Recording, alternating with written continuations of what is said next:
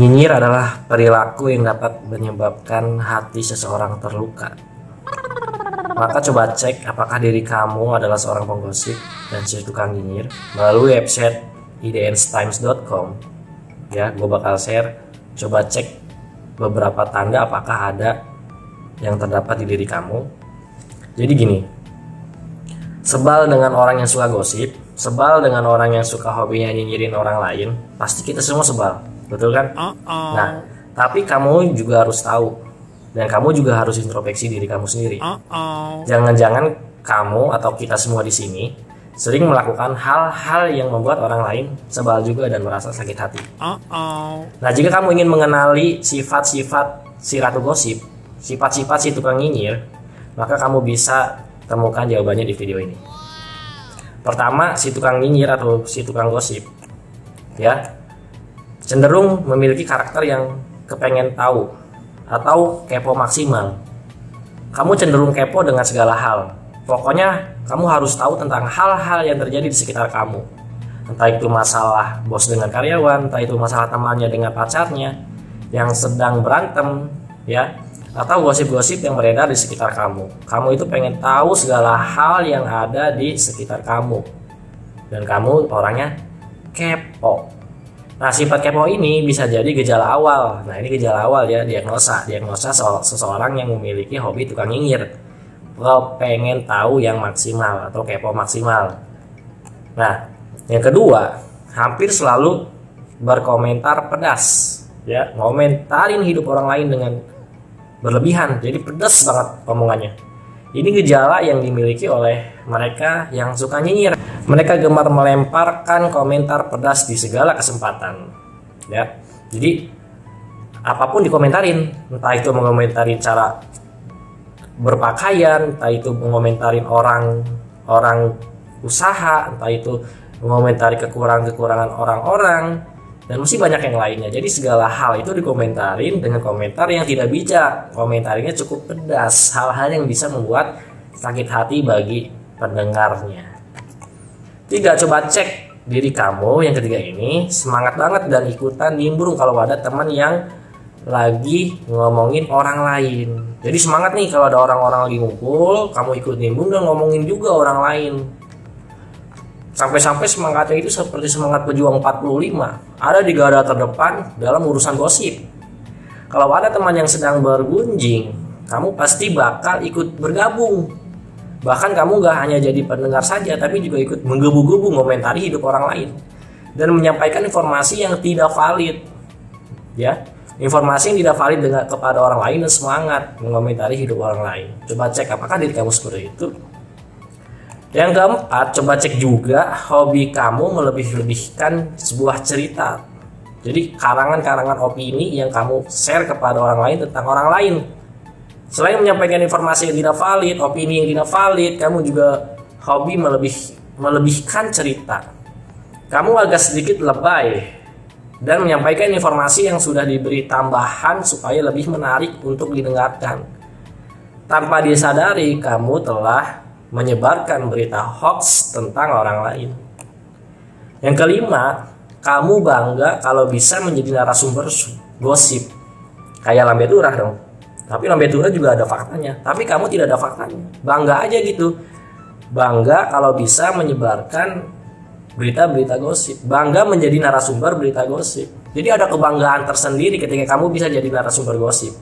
Kamu bangga bisa menyampaikan informasi kepada orang lain yang sifatnya opini dan belum dinyatakan benar tentang orang lain yang kamu ceritakan itu. Kalau informasi yang kamu sampaikan positif sih tidak apa-apa, ya, tentang orang lain.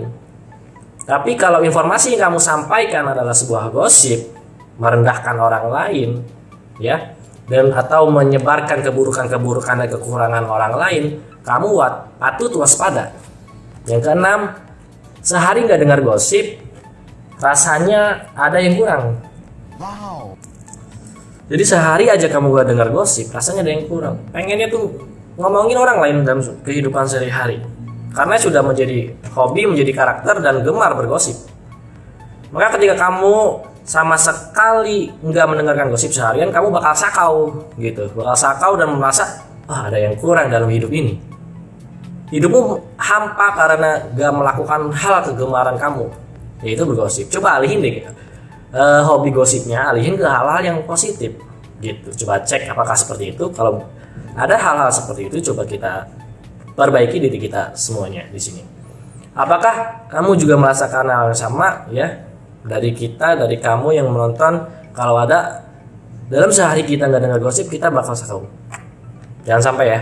Terus yang ketujuh, follow akun-akun gosip dan ikut menyebarkan berita-berita itu ke teman. Ini adalah salah satu hobimu. Di waktu luang, kamu selalu mengecek timeline, selalu mengecek status WA orang lain yang senang bergosip, selalu mengecek instastory orang lain yang senang bergosip, selalu mengecek status-status media sosial yang senang bergosip. Kamu senang membacanya. Sebenarnya hobi ini sah-sah saja dan menginformasikan diri kamu sendiri sebenarnya ya. Tapi kalau kamu gemar menyebarkan informasi yang kamu dapat dengan berapi-api plus dramatir dan dinyatakan datanya tidak valid dan dinyatakan itu belum jelas kebenarannya, berarti kamu salah masuk ke dalam golongan ya. Jadi kamu ada di golongan para penggosip. Nah gitu ya. Itu coba cek dari diri kita, apakah kita adalah seorang penggosip atau si ratu gosip yang suka hobinya nyinyirin orang lain. Dari sekarang kita belajar untuk ya hidup ini harus indah dan menyenangkan. Dan menyenangkan tidak perlu untuk menyakiti orang lain. Nah, 4 cara yang telah gue baca di salah satu website yoursay.suara.com. Cara berkelas menghadapi orang nyinyir perlu dicoba ya, agar kita bisa hidup berdampingan dengan damai.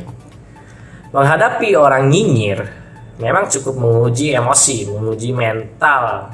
Akan tetapi bila kamu malah marah, biasanya orang nyinyir itu justru akan senang ya kalau kita marah ketika dia selesai menyinyiri kita.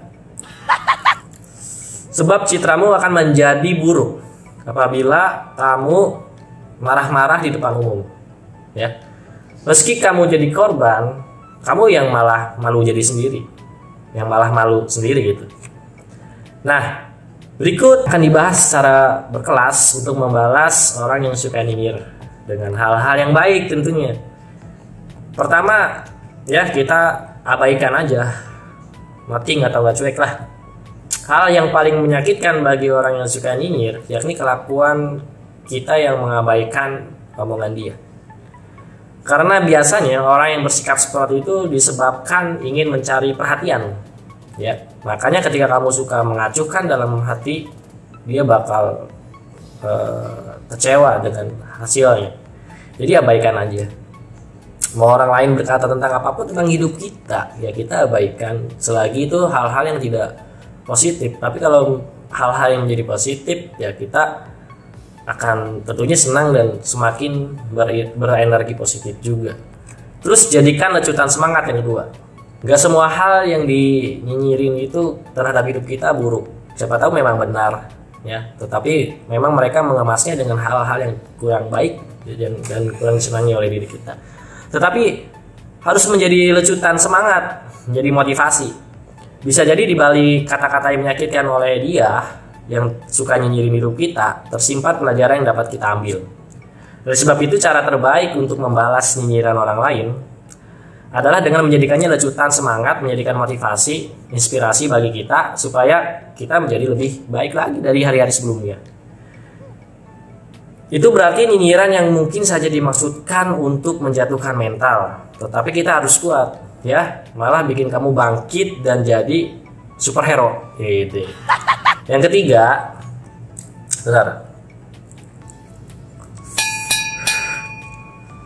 Yang ketiga, balas dengan prestasi.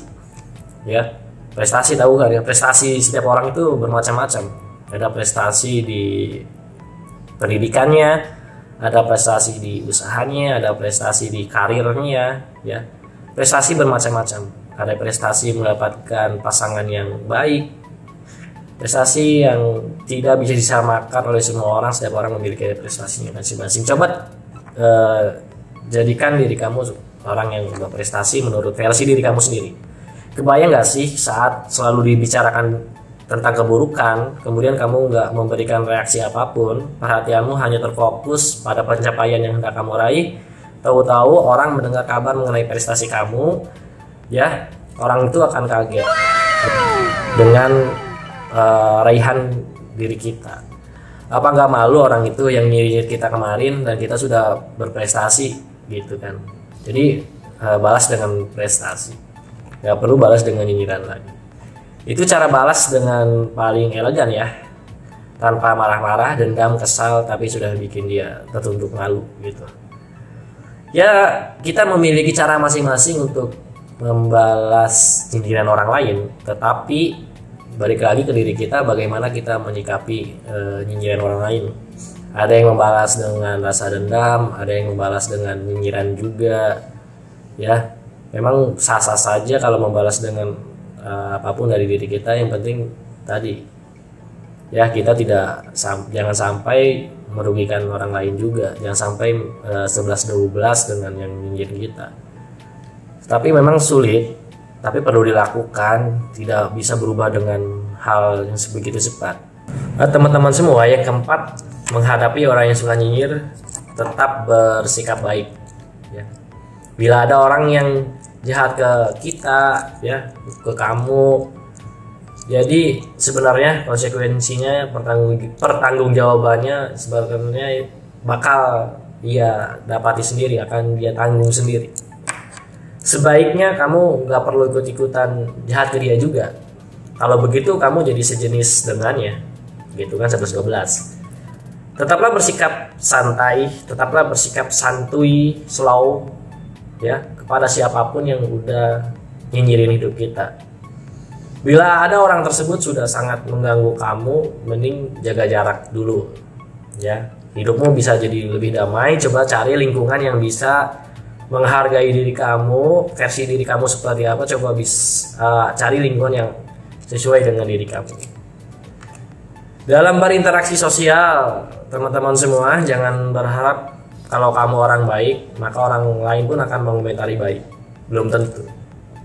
Karena ada saja 1-2 orang, dan bahkan banyak banget ya, yang gak peduli dengan kebaikan yang telah kita perbuat kepada orang lain. Jadi kalau kita berbuat baik, kita ikhlasin aja dan kita lupakan kebaikan kita. Gitu. Hadapi nyinyiran dengan tenang dan elegan. Kamu pasti bisa. Tuh.